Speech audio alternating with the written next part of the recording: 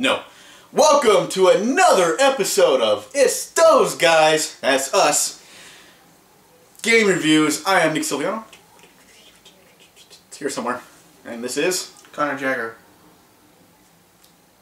Today's game we're reviewing is, well, one of the biggest games to come out this year. Today's game we're reviewing is Resident Evil 6 for the PS3 and Xbox 360. I thought there was a PC version.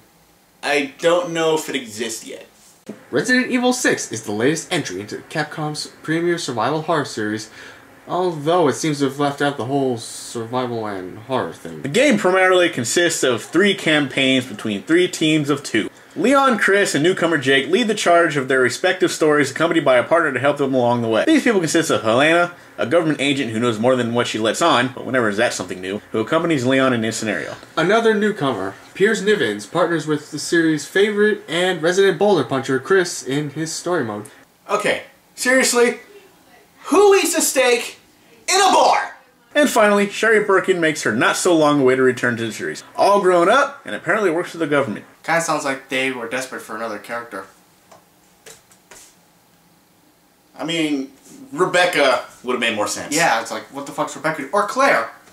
But I don't think Claire would fit the government agent role very, And do they ever explain what happens to Jill?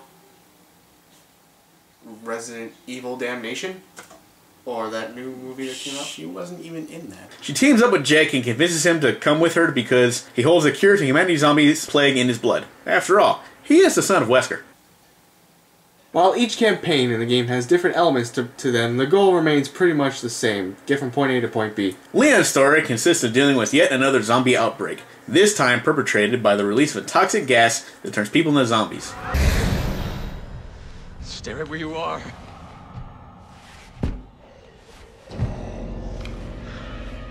Mr. President!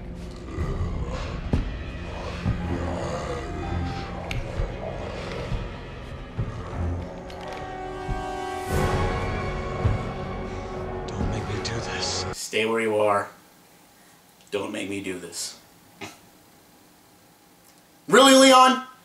How many years have you been fighting zombies and other bioorganic weapons? Have you known any of them to be reasonable and listen to you? Even the ones that could talk did not give a shit what you had to say. His story opens up when he's forced to kill the president when he turns into a zombie. It's there he meets Helena, who is assigned to protect the president but arrives too late to watch him become a victim of the virus. Leon's campaign stays close to the older type of Resident Evil as possible, with the added settings of the more modern games. He fights with the zombies and deals with puzzle elements, much more like in the classic style. Chris's gameplay is mostly action-based. The enemies introduced here are Juavo, which are pretty much plagas, infected people who go insane, yet still manage to maintain the ability to shoot at you. Juavo? Is it just me or does that sound like a Mexican candy? A terrible Mexican candy? Many people have likened this to a Gears of War clone section of the game with the way it controls. You shoot at enemies and take cover as they attack you, either with guns or other type of weapons they may have. While the scenario itself only consists of 2 actual playable characters, Chris will find himself with a team of others to help along the way. These other NPCs usually just consist of cannon fodder, but in a way it does kind of help you keep the pressure off of you. Although for the most part the AI will end up just making a beeline for you anyway, so their overall usefulness isn't all that great. Then we have Jake. His scenario isn't all that different from the other 2, and seems closer to Chris's campaign than the other. One of the bigger differences in his story is more of a reliance on hand-to-hand combat. This is a pretty interesting concept in a way, but doesn't really do much for you since most of the enemies are shooting at you from a distance anyway. Now, when you begin playing, you may notice you're running out of ammo a lot, especially with Chris, because you're going to be blowing through all your assault rifle ammo like it's candy. Meanwhile, you'll be building up a lot of handgun ammo. So, you have to be wondering, with all the ammo problems you have in the beginning, what do I do?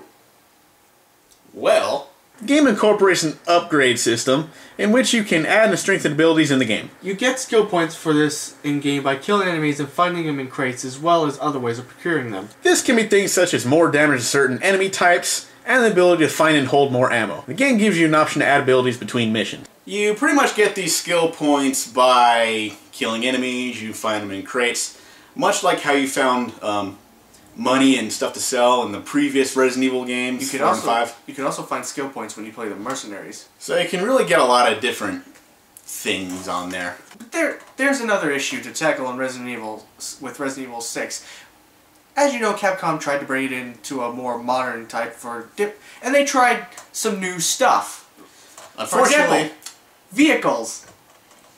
Unfortunately, there's a lot of stuff they put in Resident Evil that, I'm sorry, just does not work. Now, I'm not going to go with the whole, "Oh, it's not like the original Resident Evil" kind of argument, because I don't care about that. I liked 4 and 5. Really, I did. A lot of people didn't like 5. I was still behind that one. I thought it was pretty decent. This one, however, is just a mishmash of just every freaking game in existence they're trying to port into this one, and it just doesn't work. Now, I would be more than okay with the fact that, you know, they want to make a pure action game, you run and gun, whatever.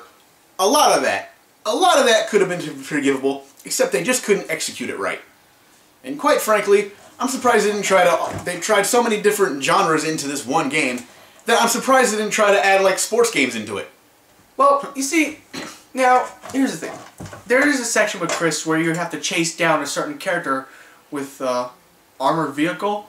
I mean, okay, that's alright. There's a part with Leon where you have to look for the car keys inside. There's another part where you have to... I couldn't believe that. You have to control a plane. Now, I can do all these things. I'm fine with those. But not when you bring Ace Combat into a Resident Evil game. I don't want to fly around. Seriously, Leon's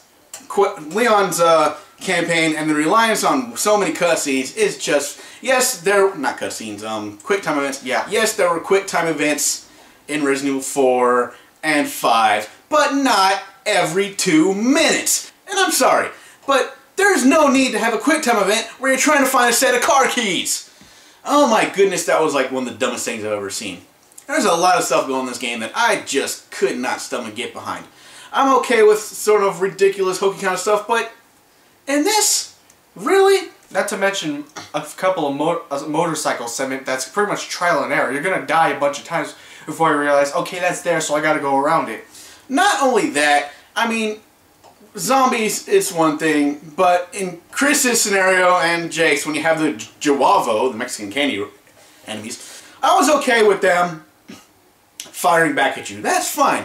But then they start mutating into these really just stupid looking things. Yeah. I mean, okay, the one that gets like the big arms and starts whacking at you, that's okay.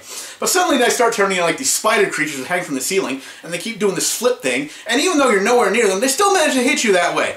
But then, when I see these enemies... This is funny. ...who mutate, and suddenly they're half human, half cricket ass, and they're still managing to fire guns at you, it's just ridiculous! What the hell, Capcom? We don't need Final Fantasy monsters in this game! They're fine the way they were. They had the Plagas, they're firing at you, fine.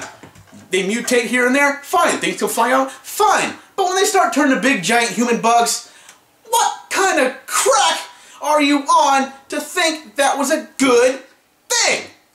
Well, if you hated those half cricket things, then perhaps you'll like the fact that Leon's final boss was a giant fly. A giant fly. Yeah. One of the other things that really plagued this game, and I'm sorry, are the controls. I'm sorry, but they were bad. You can say, oh, well, you got... No, they were bad. especially in Chris's campaign, when you're trying to play, and you see some ammo, go to pick it up, I stop, dead, on the ammo, to hit the button to pick it up, and what does Chris do? Keeps walking, and then I reload, and lose a shitload of ammo that I could have used. Not only that, the aiming mechanic, until you get, like, proper things you upgrade, such as the quick shot and like that, is nuts. The quick shot is a lifesaver when you think about the crappy controls and aiming. I mean, especially when the camera forces you to aim at some kind of certain plot in the game. I got an enemy right in front of me. I go to aim at it. What does my character do? Turns this way. Turns towards the way the option you're supposed to be going. It's like, no, there's nothing that way. There's something right here. It's trying to kill me. Let me shoot it. What the fuck are you doing? Not only that, a lot of people say, oh, the graphics are hard. I thought the graphics were pretty good. They were. But you can't appreciate them because the game is too freaking dark. Half the time, I couldn't even see what the hell was trying to attack me. This is especially bad in Chris's campaign where I got all these enemies surrounding me and shooting at me, but I can't see where they're coming from. I see bullets flying over, but I can't tell if they're coming from over here or over here, and when I finally get them, I finally aim at them. Guess what happens? Whoop. Seriously? I'm sorry, but if you're sitting here trying to tell me that the camera controls in this game are not that bad, you are fooling yourselves. They are terrible. Other than that, the rest of the game is fine. The game could have been good. Alright, I'm gonna say it. The game could have been great, but it's plagued by so many problems that it just ruined it for me. The experience was ruined because the controls are crap, the camera is crappier, and it's too damn dark. I can't even see what I'm doing. Half the time when I was playing Leon's campaign, I thought I was going in one direction. I'm just up against the wall and I can't tell because it's too dark. Oh, and you might be like, oh, go ahead and I upped the brightness as far as the game would let me, and I still could not see anything. I'm sorry. They tried to put too much into this game. They did not work on the controls. They did not work on the camera angles. Alright, camera angles in 3D games have never been a strong point. To this day, I don't think anybody can get it right. They can get close enough as perfect as possible, but in all reality, in this age of these 3D games, the camera angles, you're never going to find a perfect one. I'm sorry. But this is just, it's like they didn't even try. They rushed the game out. They had a later date. They should have kept it a later date. Trying to push it up to the beginning of October didn't work. They should have worked on it some more. I'm sorry. I thought this game looked interesting when I've seen the trailers like that. I was willing to give it a chance. I did give it a chance. I wanted it to be good. Like I said, I was completely okay with the departure from the original series. The action, fine with all that. But they tried to put too much in. Vehicle sections, snowboard sections, stealth sections. Snowboard, I forgot about that. It's not snowboard, snowmobile. Yeah. Did you do that one quick thing where you were trying to escape from the avalanche? I did not like that. I didn't like it either. I kept hitting the fucking tree. But seriously, it's just... if it would have just stayed a pure action game, throw in a few quick time events if you want. I'm not going to complain about that. The game could have been good, but it's plagued by too many problems with the fact they try to make it everything. It's not so much of the fact they departed from the Resident Evil, as they try to make the game everything. And I'm sorry, ladies and gentlemen, this does not work. They need us to take one formula and stick with it. And that was the problem with this game, is they honestly tried too hard without trying at all. That's a double negative right there. Other than all these bullshit sections, I thought the game was decent. So anyway, and by the way, we changed the rating system again. It is now A through F. Excluding E. Excluding E, obviously.